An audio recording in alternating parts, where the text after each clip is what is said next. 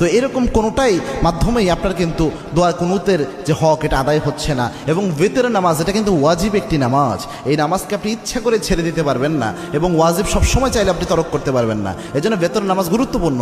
এবং কি আল্লাহর হাবিব সাল্লাল্লাহু আলাইহি ওয়াসাল্লাম বলতেন, ইন্নাল্লাহা বিতরুন ইউহিব্বুল বিতরা, আল্লাহ রাব্বুল আলামিন নিজে বেজরকে আল্লাহ রাব্বুল আলামিন নিজে ভালোবাসেন। সুবহানাল্লাহ। এবং আল্লাহর হাবিব সাল্লাল্লাহু আলাইহি ওয়াসাল্লাম সফর অবস্থায়ও প্রায় সময় চেষ্টা করতেন বেতের নামাজ যেন ছুটে না যায়। আল্লাহু আকবার। এই জন্য বেতের নামাজ মা বোন যারা রয়েছেন, বিশেষ করে আমার যুবক বাবা ভাইয়েরা যারা রয়েছেন এবং আমার বাবাজিরা যারা রয়েছেন, বেতের নামাজে আপনি দোয়া কুনুত পারছেন না, আপনি কি করবেন?